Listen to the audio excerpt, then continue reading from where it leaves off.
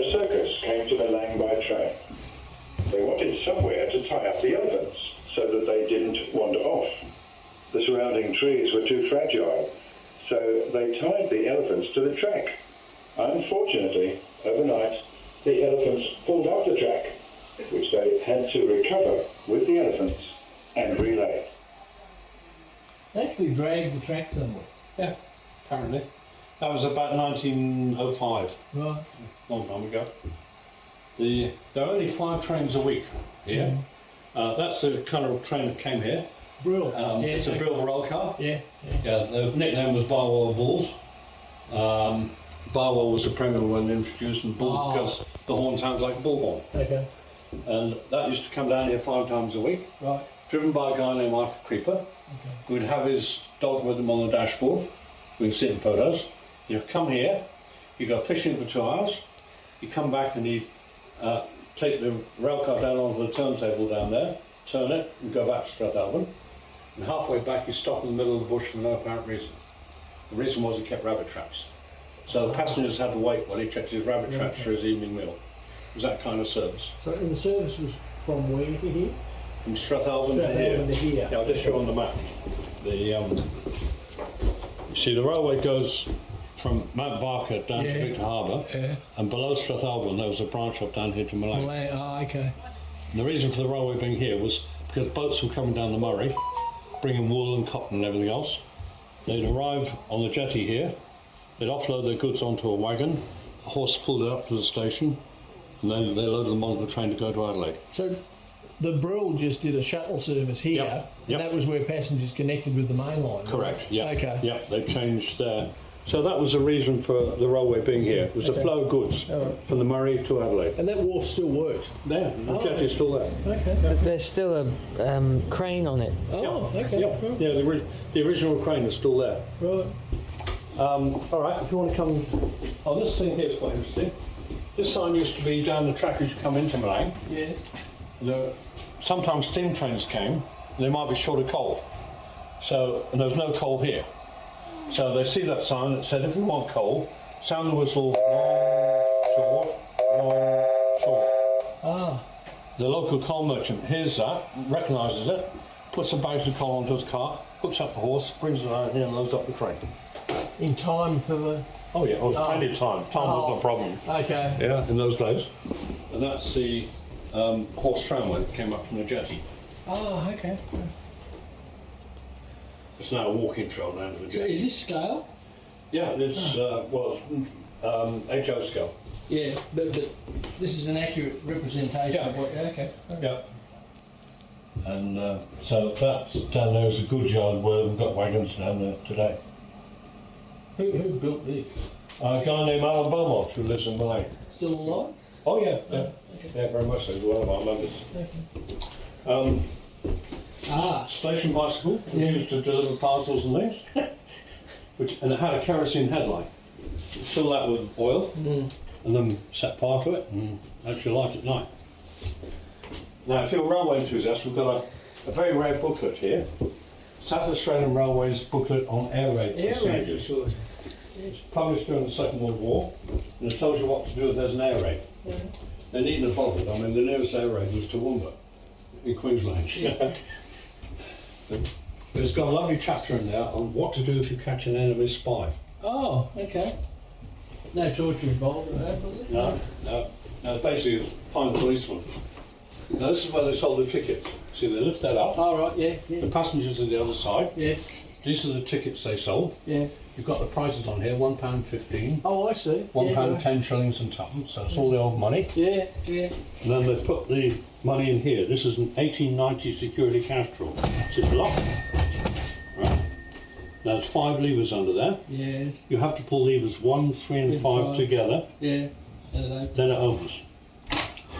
Have a go, see if you can do it. Some people do it right away, others have a problem.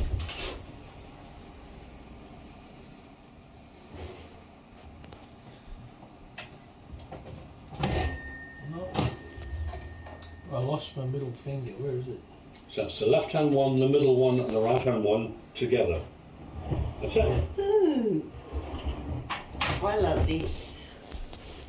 Yeah, all the This is all. loading guides. That's always been there. It's never moved. No, that actually came from Islington. Oh, okay. What actually happened on the station is that the railway closed in 1970, and they took up the track, they demolished the platform, they sold this building to a local farmer, Right. an outbuilding.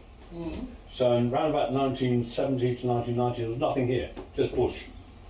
And then when this museum opened, they built a new platform, laid some new track, bought the station back from the farmer and put it back in its original It was place. still in one piece. Yep. And then he added a number of things. I mean, that ticket rack actually came from Islington. And that would have been sort of at the side, wouldn't it? Not. So that survived. This lasted from the farmer's Yep. ownership. Yep. Jeez. Did it say he was going to do something with it but couldn't get planning permission? Did that say? Did I read that in there?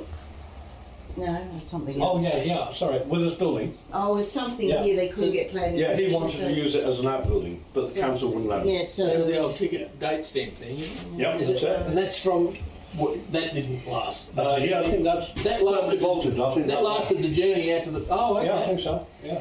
And Not no, but this is that. That's a semaphore mechanism for indicating what Train control. Train control. Yeah, okay. So these were part of the farmer's ownership or not? Or these have come from somewhere else? No, they've come from somewhere else. Okay, right. There was one of those at Peterborough, that one. And what, these are from, were these on the line? No, they're this, somewhere else. This line was a one engine in steam. Oh, okay. I So wondered about they that. didn't need any signals. Right, okay. And it was all controlled using. Do you know how this train control worked? Yeah. So that graph was up in Adelaide. The guy sat at a desk with that graph, and it shows the red lines are trains coming from Adelaide, and the blue ones are trains coming back to Adelaide. So where they have to cross. And it shows where they cross and where the train has to wait. So, if the Railcar is at Strathalbyn, wants to come down to Milang, so he phones up this guy, who gives him the order, proceed to Sandergrove and take the passing siding. So That he was drives. an intermediate spot on this line, was it? Yeah, that's okay. where the junction was. Okay. Yeah. So he'd go down to Sandergrove, change the points, go into the passing siding, change the points back. Okay. Then he'd wait, he'd go to the phone box at Sandergrove, he'd ring up, and this guy would say, right, now proceed to Milang, take the main line, and return as train number 648 to Sandergrove, take passing siding. So he would do all that. These are real, Peter. They're real genuine, yeah. Where did you find them? They were given to us by a collector. Oh, okay.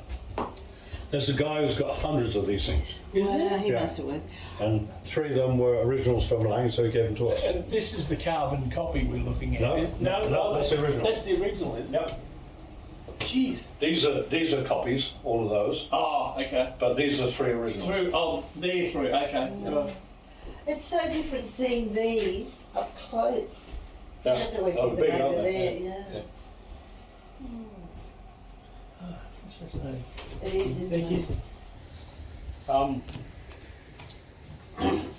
This was used for train safety. The line from Mount Barker down to Victor Harbour is single track. Yes. So if you get 2 trains going opposite ways, you get a crash. To make sure that didn't happen, there's one of these in each station. So if I'm the train driver at Goolwa, waiting to go to, say, Strathalbyn, the rule was I had to take one of these tokens with me. So I'd try and take it out, but it'd be locked in there. Okay?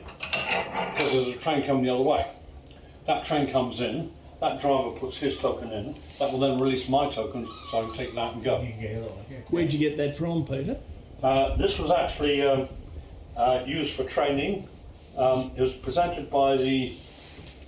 A lot of these things came from the Locomotive Superintendent of South Australian Railways. So it wasn't actually in active service. It was just used for training that It way. was used for. This one was used for training Training, purposes. okay. Yeah, and most of these things were for training purposes. This is an interesting one here. This is a speed recorder for a steam train. See, it's clockwork. You wind it up, and you put a roll of paper in there, and that then records the speed of the train as it's going along. So if there's an accident, they can see how fast the train is going. So it's like a black box in an aircraft. So that was the ticking in the red hen. Yeah, yeah. Okay. Oh, they're actually brake handles. Yeah. Yeah, again, they were for training. Yeah. Oh, yeah. purposes. Okay. Yeah. Yeah. Excuse me. I'll just, yeah.